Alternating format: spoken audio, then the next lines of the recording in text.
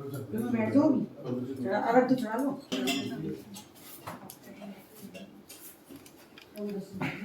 प्यारे बंधु, आज हम सभी भारत की राजधानी दिल्ली के निकट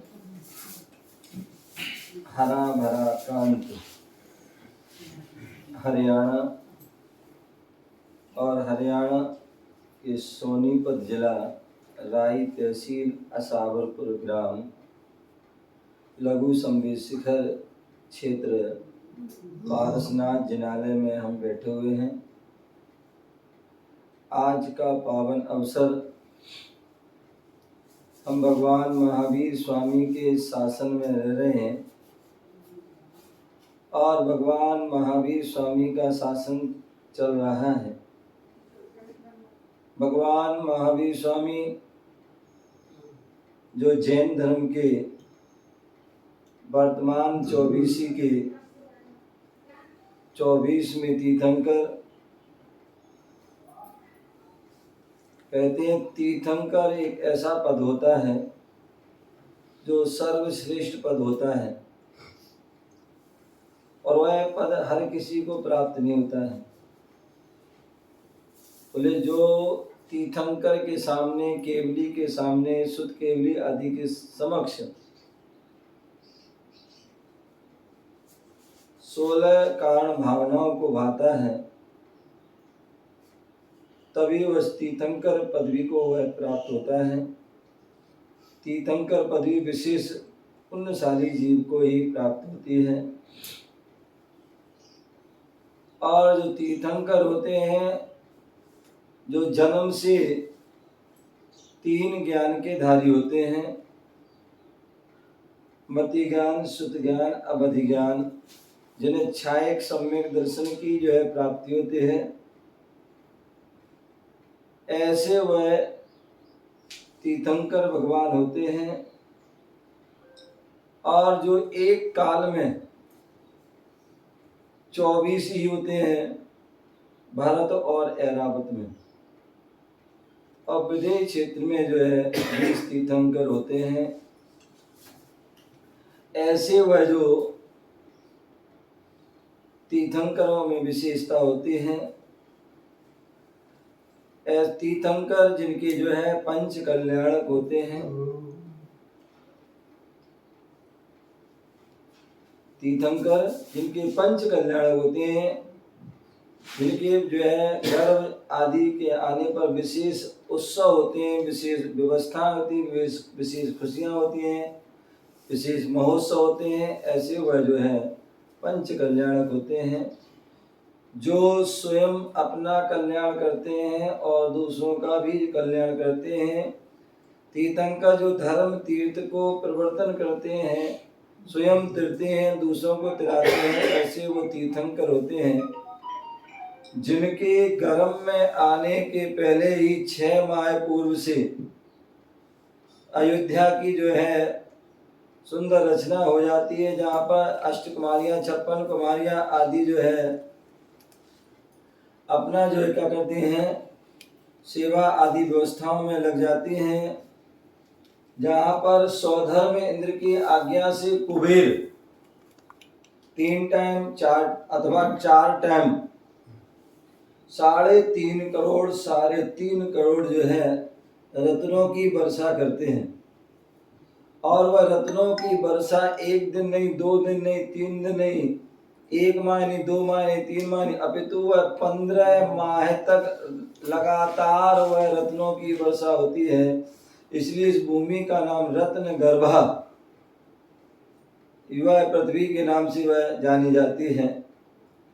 ऐसे वह जो है तीर्थंकर भगवान जहाँ गर्भ में आते हैं तो सौधर्म आदि सारी व्यवस्था करता है। जन्म होता है तो अब जो है वह उस समय जन्म उत्सव मनाता है। ऐरावत हाथी पर जो है भगवान को विराजमान करके जो है सुमेरु पर्वत आदि पे ले जाते हैं, जन्माभिषेक आदि करते हैं, तांडव नृत्य आदि करते हैं और भी अनेक प्रकार खुशियां मनाते हैं। जब भगवान जो है युवा अवस्था में राजपाट आदि करते हैं तब भी वह सारी वह व्यवस्था होती है। यहाँ तक कि जब तक वह तीर्थंकर दीक्षा न ले तब तक जो है उन तीर्थंकरों का जो है जो भी वस्त्र आभूषण आदि है, भोजन आदि है, वो सब स्वर्ग से आते हैं। स्वर्ग की देवों व्यवस्था होती है। और जब उन्हें यथा समय वैराग्य होता है, दीक्षा धारण करते हैं और दीक्षा धारण करते हैं तब जो है श्रावक श्राविकाएं उनकी भक्ति में, उनके जो है पूजा अर्चना में, उनकी सेवा में, जो है आहार विहार आदि में, उनकी व्यवस्था में वह संलग्न हो जाते हैं। और देवता लोग भी अपनी यथा अपनी अन्य व्यवस्थाओं में रहते हैं। केवल ज्ञान होता है तो भगवान का जो जैसे केवल ज्ञान हुआ 5,000 धनुष ऊपर पहुंच जाते हैं, तुरंत जो है स्वधर्मिक इंद्र की आज्ञा से कुबेर समोषण की रचना करता है। और समोषण की जब रचना होती है, तीर्थंकर जो है मुनिराज जो है 12 सभा के ऊपर जो है जहाँ पर 3 कटनियों के ऊपर जो सिंहासन, और सिंहासन के ऊपर 4 अंगुल अधर भगवान विराजमान होते हैं। और वहाँ पर जो है फिर भव्य जीवों के कल्याणार्थ उपदेश होता है। लेकिन वर्तमान 24 में भगवान महावीर स्वामी एक ऐसे तीर्थंकर हुए जिनको केवल ज्ञान होने के बाद कहते हैं जहाँ पर एक दिन में जो है 3 टाइम और 4 टाइम दिव्य ध्वनि गिरती है, और वहां भगवान महावीर स्वामी को केवल ज्ञान होने के बाद भी 66 दिन तक दिव्य ध्वनि नहीं गिरी।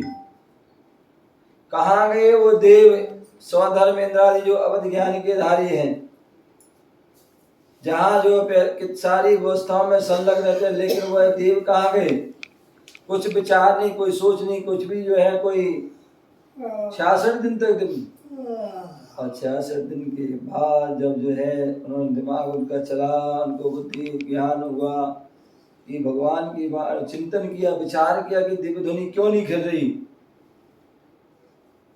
तो उनके ज्ञान में झलका कि जो है विशेष पात्र की आवश्यकता है, किसी विशेष भव्य जीव की आवश्यकता है जो उस वाणी को झेल सके, ऐसा उस व्यक्ति की आवश्यकता है।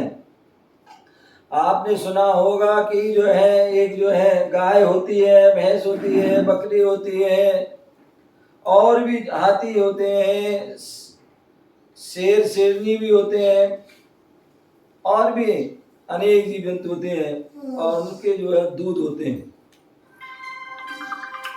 उनके दूध होते हैं।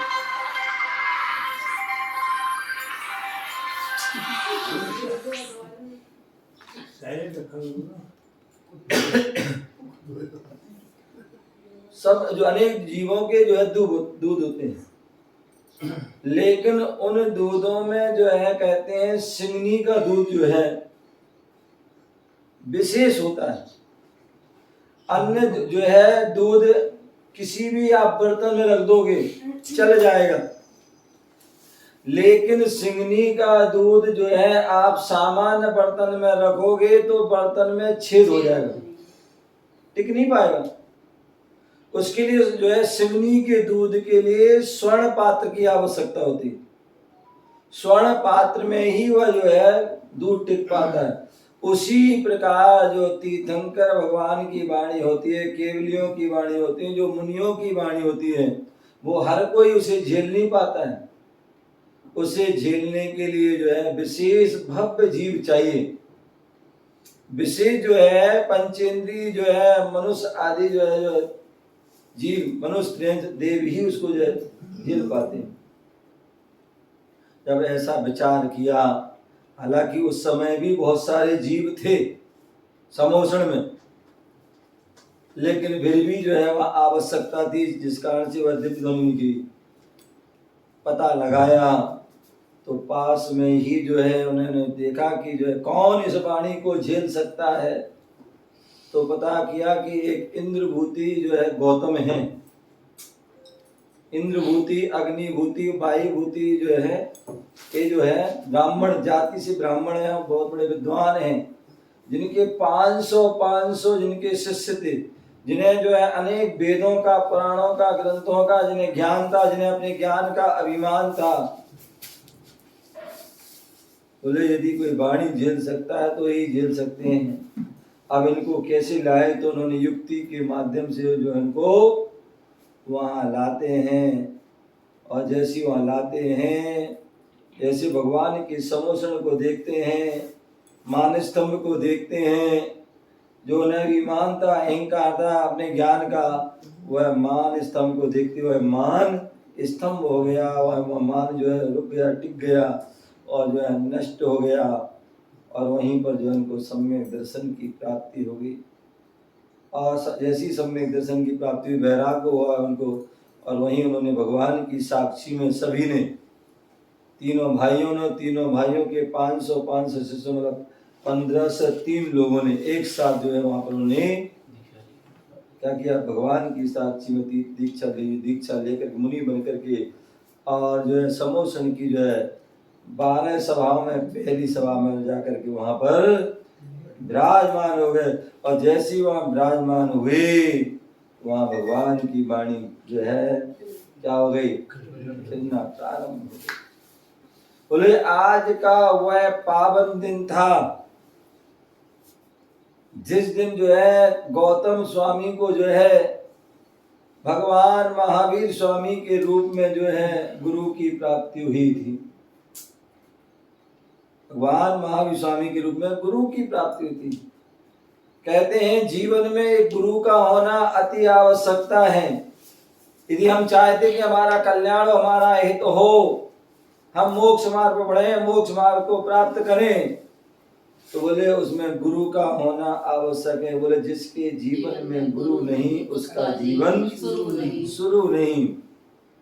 और मैं देखता हूँ कई बार हम लोग जब विहार करते हैं तो बहुत सारे ऐसे लोग मिलते हैं जो क्या करते हैं, जैसे कोई मुनिराज पहुंचे तो वो परीक्षा करने आ जाते हैं।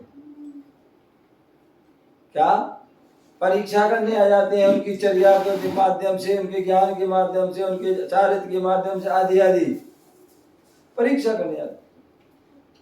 कहते हैं जब तक हमने, अथवा और भी भाई बहुत से लोग होते हैं, बोले जब तक हमने किसी को गुरु नहीं बनाया, गुरु बनाने के पहले आप कितनी भी परीक्षा कर लेना, कितना भी परीक्षण कर लेना, लेकिन गुरु बनाने के बाद जो है हमें परीक्षा नहीं अपितु उनके आदेश की प्रतीक्षा करना चाहिए।